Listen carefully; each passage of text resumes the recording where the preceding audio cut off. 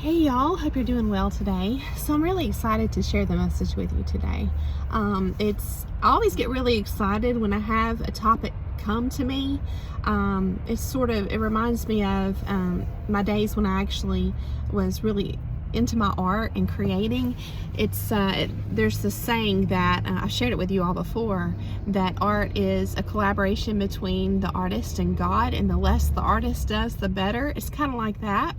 In other words, there's times when we sit down and, we've got the time to be creative, and we're like, okay, now I've got all this stuff taken care of. I've got things done. I've got some, free time on my schedule. I'm ready. And you're sitting down, whether it's, to paint a picture, to write, whatever it is that you're going to be creating, right?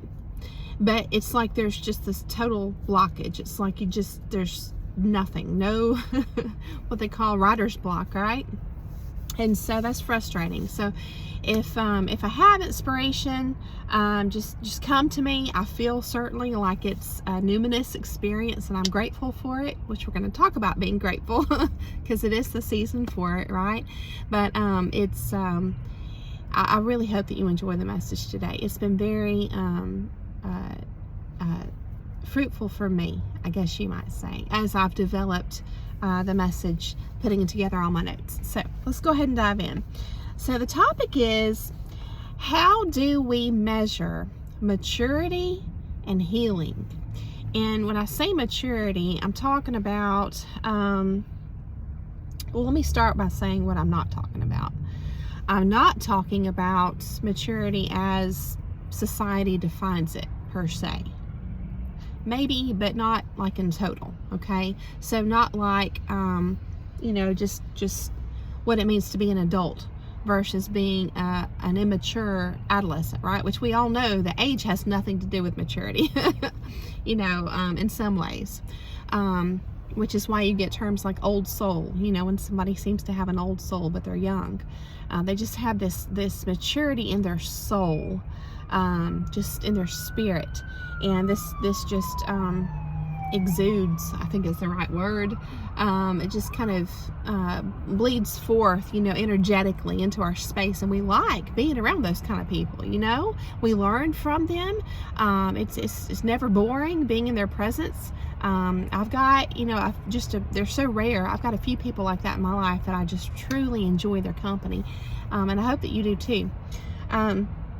But maturity, the sense we're going to be talking about, it's kind of like that. It comes from not just a lot of experiences in life, but learning from those experiences, right? Making something of it, growing from those experiences, like on a deep level. People who are truly, people who have a desire to truly pursue knowledge and wisdom. Because you have to knock for the door to be opened, right? You have to want it. So that's kind of what I mean when I'm talking about maturity. It's like a spiritual thing, right? And then healing is, to me, it goes hand in hand with that, because I feel like when we're prompted to go on this journey, you might say, I'm thinking of the hero's journey of personal growth, a lot of times it's from a place of trauma of some kind, or some type of abuse of some kind, right? And so that puts us on this path, where we're truly wanting to learn and grow. And so in that sense, they kind of go hand in hand, learning, growing, becoming more mature, and then healing. So I want to have fun with it. We're going to be spelling out a word, and we're just going to be taking the first letter, the letters in the word rather, and then taking those to create a word and learn from that. It's going to be fun. I hope you enjoy it. I enjoyed making it. So before I dive in, let me go ahead and just say this too, with regards to healing. It's kind of like, how do you know when you are really healed? How do you know even when you are truly mature? I don't really know that there is a finish line, ever. I think with healing there is. I don't know about maturity, because I think you can always learn and grow. But I think that, if you have that kind of spirit wanting to learn and grow, it's hard to ever just want to draw a line and be like, I'm done. So in that regard, it's kind of like, will you ever really reach the finish line? So how do you know? You know when you're good, when you're there. I believe it's because there's an actual, observable, measurable change in us. Okay, and sometimes we don't see it. Sometimes the way we are made aware of it, that we've, reached this new level of growth. Sometimes the only way we're made aware of it is from the outside, from other people. And let me just take this moment to share this with you all, okay? It's important for us to pause right here. Really important. This change in us is going to be seen the quickest, in my opinion, by those who have some type of reason to be keeping a close eye on us. Okay, so this is going to prompt, when they see that we're making any kind of progress in just our awareness, this is going to prompt them to take action. Okay, and what I'm talking about are people who are like people with bad intentions, liars, deceivers, abusers, anybody that has something to hide.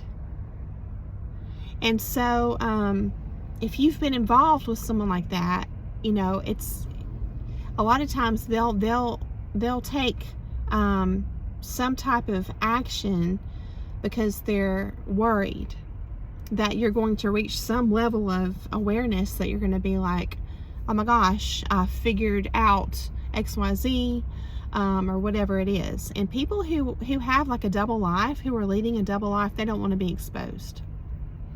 So that's what I mean. So a lot of times it comes from our realization comes from the reactions of people like that. Ideally, we would be totally disengaged from people like that, and we wouldn't even know anything about their state of mind, what they're doing. We're just totally indifferent. We don't care. We've just totally separated ourselves from people with bad intentions. That's the goal, I feel like. If nothing, if for no other reason than for safety and peace. But even if it's not someone with bad intentions, people who, other people in our life, a lot of times they'll comment, and just, wow, you seem like you look like you're feeling good these days, and gosh, you just look so much healthier now. And you're thinking, was I unhealthy? Or maybe you knew you were unhealthy, whatever it is. So but it's kind of like that old saying, that I think we've probably all asked elders in our life at some point when we were younger, like, how do you know when you find the one, or whatever it is, like the love of your life or whatever? And they're like, it's common for them to say, you'll just know. It's like, thanks, that really doesn't help. But they're like, really, you'll just know. It's kind of like that. That's how I view, like, how do you know you've reached a certain level of spiritual maturity and healing? I think you'll get to a place where you just know. Now, that being said, that was a long rambling opener for you all. I hope you enjoyed it somehow.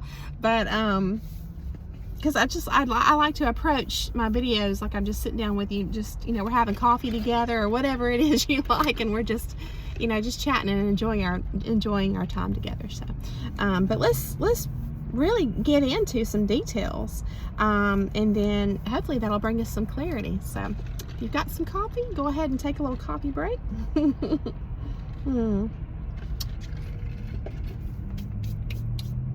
Okay, so the first word I want to share with you all, there's going to be a list of 4 things. We're going to expand on them if you're taking notes, if you're a note taker, if you like to journal. The first word is blockage. Blockage.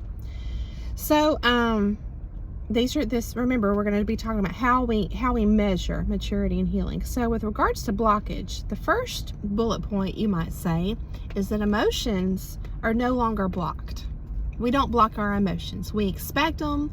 We've had enough experience. We know that it's a choice to hook into them, to attach to them, and to let them sway us all over the place. And or break us or whatever it is. We understand that we have to be like that tree in that old, I think it's a Tanya Tucker song, a really old country song, which is, I really don't listen to country, but it's called Strong Enough to Bend. You know, we have to be strong enough to sway with those emotions and withstand how they impact us. So since we've come to this level of maturity, we understand that, and we're not trying to ignore our emotions or deny them or run from them.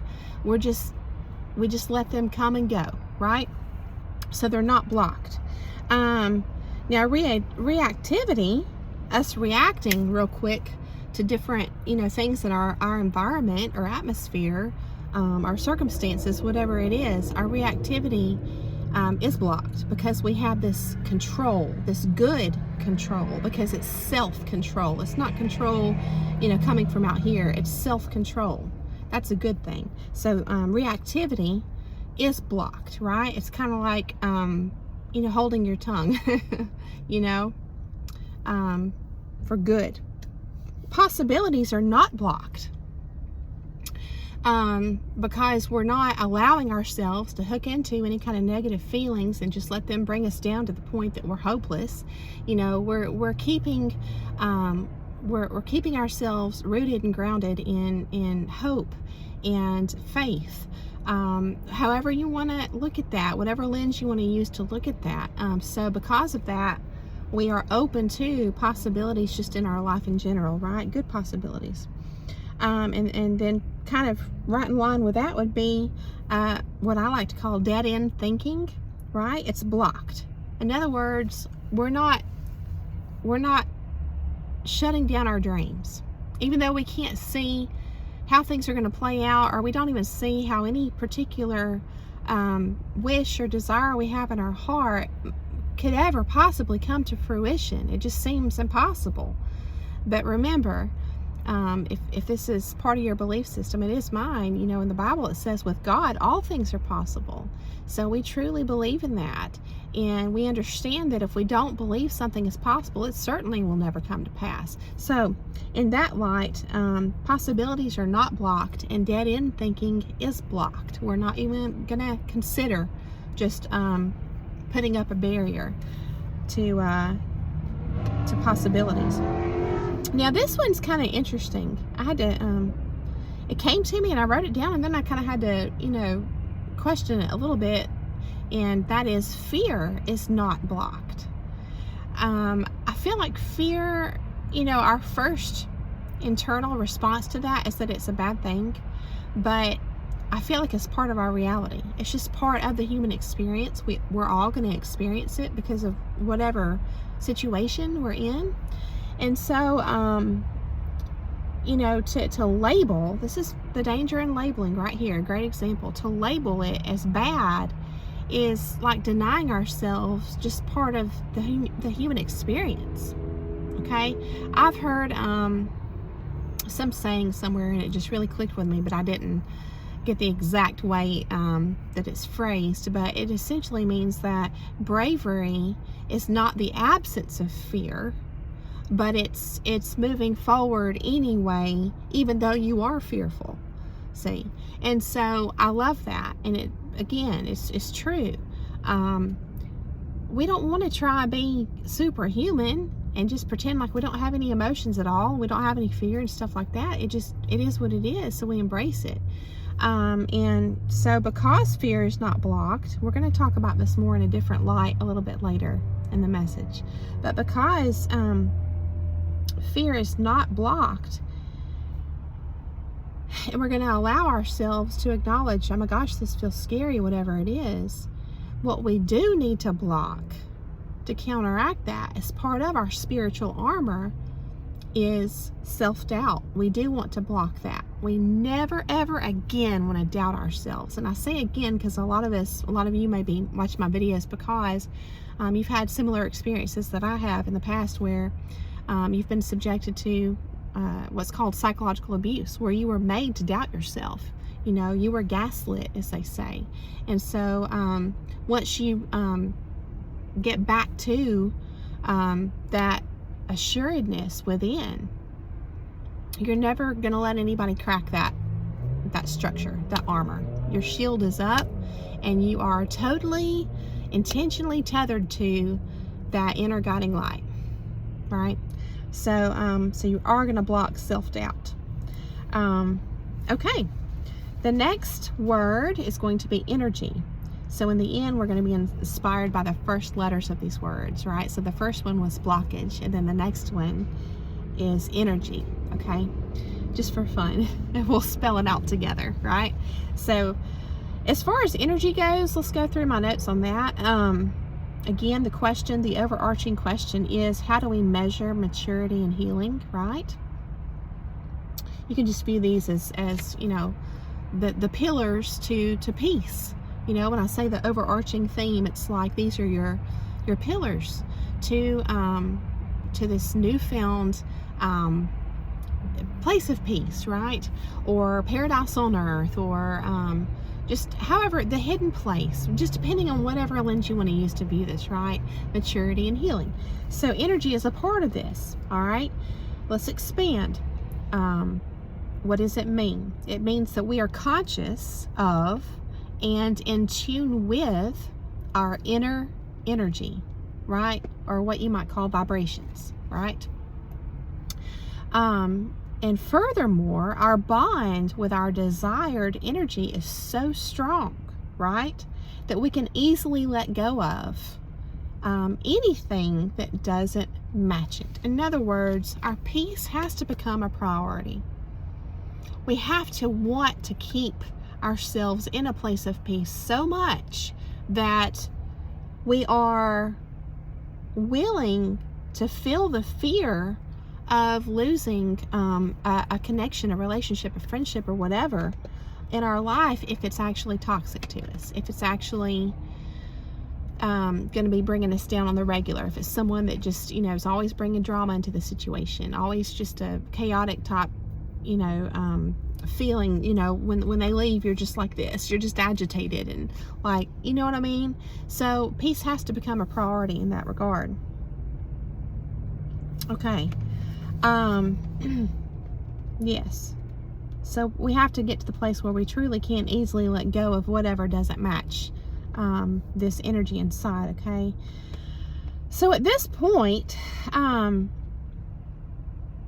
this essentially serves, when we're able to get to this place energetically, let me expand on this.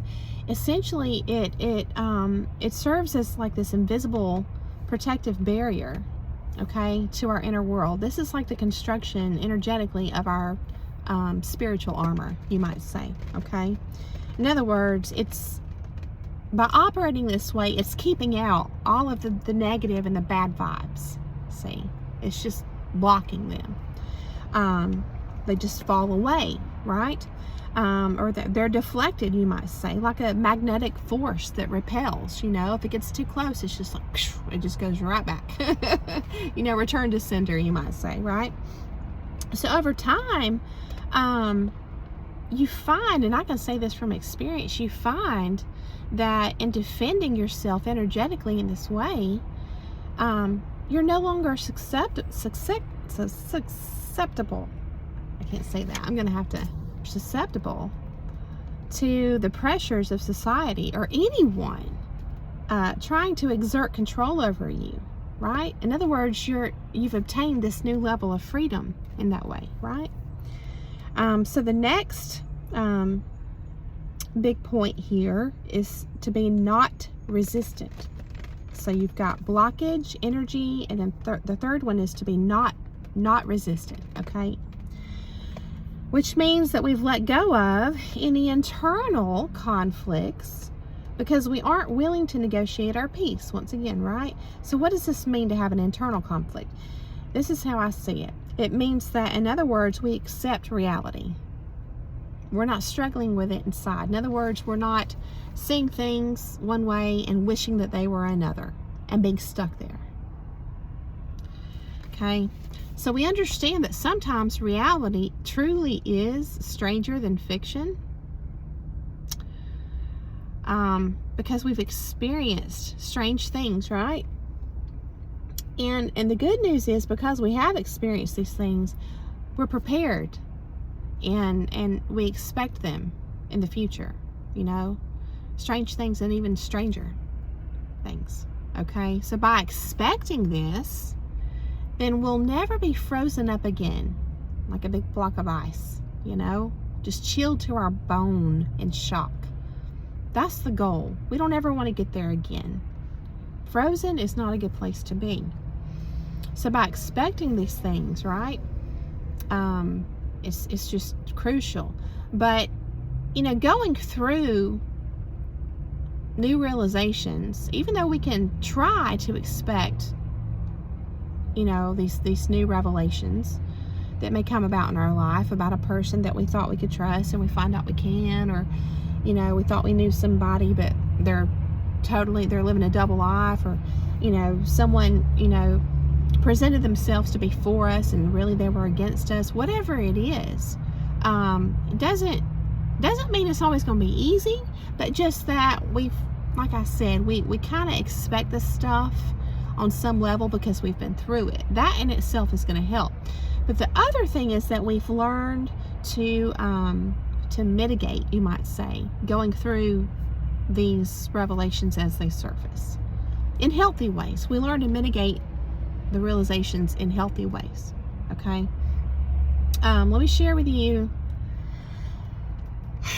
this movie and this song. So there's a movie that I typically like to watch every Halloween. I didn't watch it this year, but I was reminded of it. And it's called Practical Magic with Sandra Bullock, and I just love it, and Nicole Kidman. And if you haven't seen it, it's just kind of a I guess you might call it I don't know, sort of a romantic comedy, which is what a lot of Adam Sandler's movies are like, which I adore.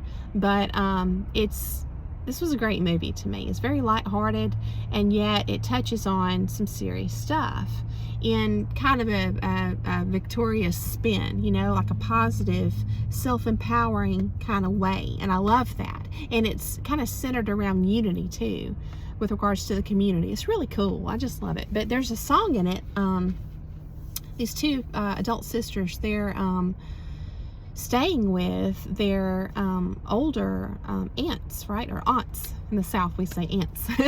But they're just kind of like fun loving, you might say. And so they get up at night. They have this tradition to make midnight margaritas.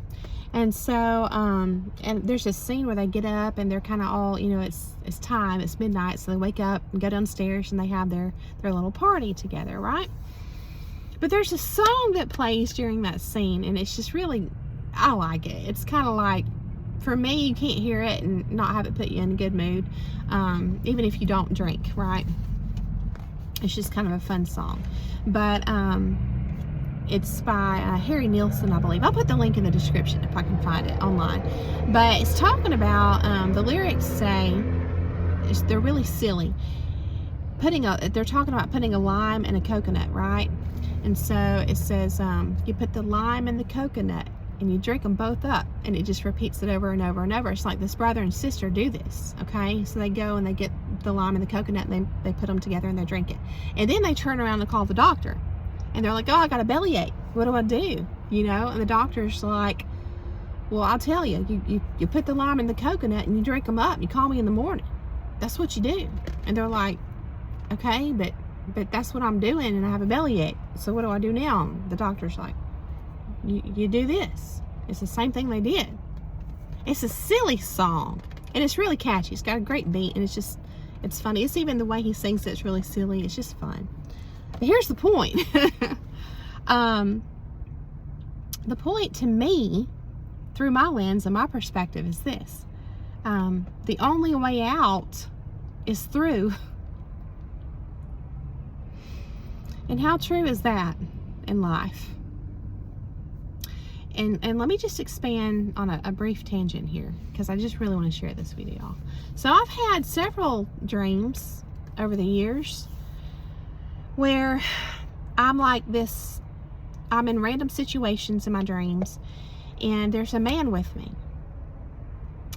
And he's just with me. He's just beside me, and we witness these various things with other people out in the world, in my dreams, right? This is in my dream. And they're heartbreaking situations. And I want so bad to help these people in all these different dreams. And I try. And it's futile. I can't. And he's with me. And while I'm trying, it seems like his sole purpose is just to be with me. And so I keep trying and it fails. It comes back at me. And so, and I've had this dream many, many times. And I know that, I love archetypal psychology. Y'all know that. I know that there's probably a lot of different ways we could break this down. But let me just share the way I view this with you all. I view this like this. If you're a spiritual person, and this is in regards to Christianity, this man, I believe, in my dreams is Jesus. And the lesson for me has been that we can't make the storms go away. We can't change our external world, and especially other people, even if we're watching them self-destruct. We can't. It has to come from within them. And it's tragic and it's hard. There are things that we cannot do anything about. But we're never alone. We're never alone. And so we're going to expand on this a little bit more as we go through the message. But I just wanted to share that with you, and I believe it to be true. The only way out is through, it kind of makes you think about what is the path. Is the goal, or should the goal be in our life to just totally avoid bad things? Can you totally avoid bad things? Because I feel like if you try to do that, like by, for example, isolating yourself off in the woods, you're like, I'm done being hurt, I'm done being screwed over by people and lied to and used or whatever. Well, you're missing out on the good things too, I think. So it's just a lot to think about, right? I want it to inspire you. I want it to strengthen you and encourage you, right? So, yeah. And like when I was talking about healthy ways to mitigate, I'm not advocating drinking by any means by sharing that song. It's just a cute song, and I feel like there's this deeper meaning to it. But, as far as mitigating these tough times we go through, just having healthy ways to do that, just dancing. Just break it out and dance, making jokes, having a lighthearted spirit about all the craziness in this world. I think that's a good thing, being able to embrace humor, and things like that. And then, of course, breathing, taking the time to just catch your breath, even if it comes to that, do that. And, I'm learning in my yoga teacher training about, all the different breathing techniques, and they're truly important. So there are things that we can do to mitigate the stress in the moment, right? So to expand more under this third category of non-resistance, again, the question overarching is, how do we measure maturity and healing? Everything flows. I would say that everything flows, okay? It's like, in other words, we don't dam up our emotions. We just let them flow, which we kind of touched on earlier, right? Because we know they're temporary and they're meant to pass through, and we understand that holding them in or denying them only creates internal pressure, okay? And feeling pressure, doesn't align with our desired energy, which we talked about earlier, right? So anything that's going to make us feel pressure in any way has got to go, right? So, yeah, we don't dam up our emotions. We don't block anything, right? These experiences, because we can anyway. So the last point would be dedicated. So we've got blockage, energy, non-resistance, and then dedication, or to be dedicated.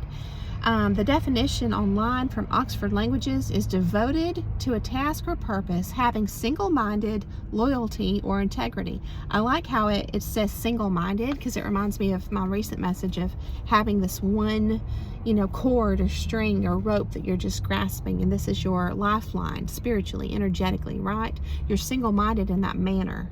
Okay, you can't be swayed, or at least to the point of breaking, right? So I was sharing in, there was a sharing exercise amongst my class of people who are training to be yoga teachers. And I wanted to share this with you all. Colossians chapter 3, verse 23 says, whatsoever you do, do it heartily as to the Lord and not unto men. So this kind of mindset, it detaches you from things being personal, right? Because they're not. Now, this for me has always been kind of a hard pill to swallow. It's like, how can you say that things are not personal? Because they certainly seem personal sometimes, and I'm not saying they're not, but let's just kind of look at this for a minute, okay? Over time, as I've really spent time on this and marinated on it and meditated on it, this has really started to ring true for me, okay? Consider it this way. Use that Bible verse as inspiration, right? Despite what your beliefs are, okay? We're just kind of learning from it. Whatsoever you do, do it heartily as unto the Lord and not unto men. So if you consider concepts like, all is one, or a collective unconscious, or everyone, at least Christians being part of the body of Christ, or some kind of unity, right? Spiritual, energetic unity, then this makes sense. If you view that Bible verse through this lens, this makes sense, okay? And a saying I've heard before, what you do to others, you do to yourself, things like that. So, as far as people who are doing bad things, okay, let me read my notes with you. It says, whatever their Lord is, or whatever is front and center for them, okay, their main focus or goal, that's who or what they're giving their attention to, not us, okay? So in that same spirit, we can understand that we can also keep our focus on our own God, literally or figuratively, right, which is our choice, and truly mind our business in that manner. Again, being single-minded in this manner, right? Tethered spiritually, energetically. So we are choosing to not only stay on our chosen path, but it keeps us out of that web of chaos. Okay, so that's what I think of with regards to dedication, being dedicated, which is a very important aspect of measuring our spiritual maturity and our healing. So, like I said earlier, we are entering into the season for Thanksgiving, right? My question is this: could we truly ever learn to embrace everything with a grateful heart? If God works all things for the good of those who love Him, which the Bible says, right? Can we learn to trust this and see the value in this kind of walk, this kind of spiritual walk? It doesn't mean that we appreciate the bad things that happen to us. It means that we're expanded enough to understand a bad situation or experience is going to create an opportunity for God to enter this situation, the equation, and do this numinous or divine work on the situation, right? For good, right? And then to give us a testimony, right? So that's what I mean when I say that, right? Let me share this with you all. Y'all know I love Bluey. It's one of my daughter loves this cartoon. It's one of her favorites. So Bluey, I watched this morning actually. There's an episode called Pass the Parcel.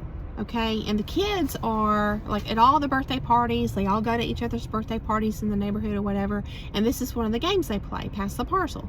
So the parents had been just gathering up however many small little gifts, like a lollipop and a little bracelet or whatever, just little knick-knack kind of gifts, right? And they would create this present, and they would put in every layer that they wrap a little small gift, and then they would, let the parcel go around. The kids would pass it to each other in a circle, and they would play music and stop it, kind of like musical chairs. And whoever gets it, when the music stops, they unwrap that layer and they get a small gift. Okay, and then it goes on and on. So essentially every kid is supposed to get a small gift, right? Well, this one dad, he says, nah, I'm not doing that with my kid's birthday. We're going to play it the old school way. These kids need to learn to get over it, in life. Not everybody wins and stuff like that, right? So it's really cute. It's a really funny episode, I think.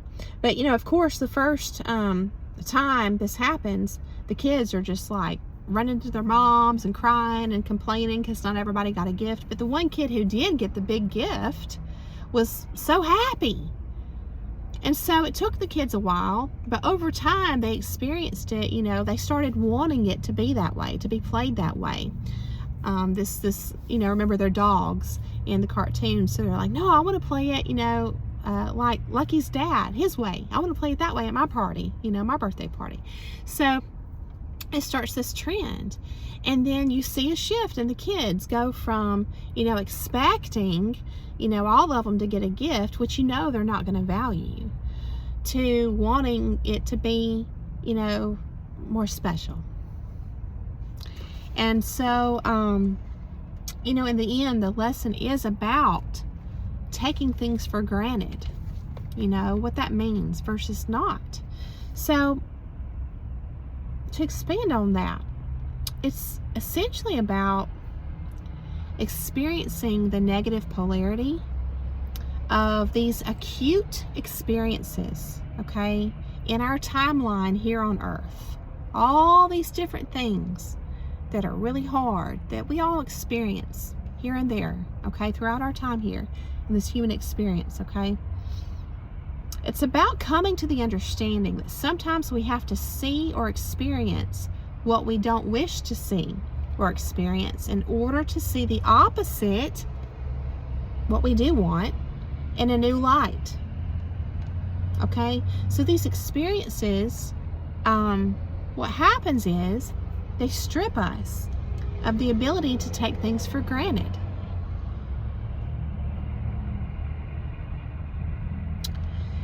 So let me share with you a little excerpt out of this book. And this is going to be, if you have the book, it's going to be on page 200 in the middle. It says, love is never between two people. It is what happens within you. And your interiority need not be enslaved to someone or something else. Try this for 15 minutes or so. Go sit with something that means nothing to you right now. Maybe a tree, a pebble, a worm, or an insect. Do it a few days in a row. After a while, you will find you can look upon it with as much love as you do your wife or husband or mother or child. Maybe the worm does not know this. That doesn't matter. If you can look at everything lovingly, the whole world becomes beautiful in your experience. Isn't that cool? It's kind of like, beauty is in the eye of the beholder, right? So I had to share that with you all. All right. So in the end, what did we spell? This was the treasure, right? The fun part. Okay. So we had bondage, energy, non-resistance, and dedication. About said devotion. Bend. To bend, but this is important. I wanted to choose this word for a couple of reasons. Number one, if you've spent a lot of your life being a people pleaser, or being under the brainwashing, the spell of a controlling person, however you want to label them, a psychopath, a narcissist, whatever. What you did was you bent to their desires at the total sacrifice of yourself, your own sanity, your own peace, your own desires in life, right? And that's not why we're here. We're not here to totally self-sabotage. That's not what it's about. So when I say bend, I mean it in a couple of ways that are hopefully inspiring for you. Number one, to remember that life will be hard, and but you're never alone. But we have to examine and always be willing to re-examine our constricting paradigms, these limiting thought constructs that are always there, just naturally as part of the way the human mind works. We have to always be willing to self-evaluate and modify, right? To look internally inside of us, to be able to even learn and unlearn and learn again and grow, right? To be able to withstand emotions that are part of the human experience, all of them, right? Not judge ourselves for them or try to interfere with them in any way, but just to be able to let all of this flow, right? That life force energy, to just allow it to flow, and that we are flexible in that manner, that we are bending ourselves with that. It's like a dance. It's like a numinous dance with the divine, right? We need to be willing to bend in that manner, not to other people, but to the grand design, the divine design of this experience, right? So I hope that this helps us to stay conscious of bending, right? Like defining what we will and will not bend to and for. So this is the essence of transformation, right? Isn't it? So I hope that you are encouraged and inspired. I hope that I got the wheels turning for you in today's message, and I just hope that you enjoyed it. And I thank you so much for coming along to hear it. I hope that you have a beautiful day, and I'll see you again very soon.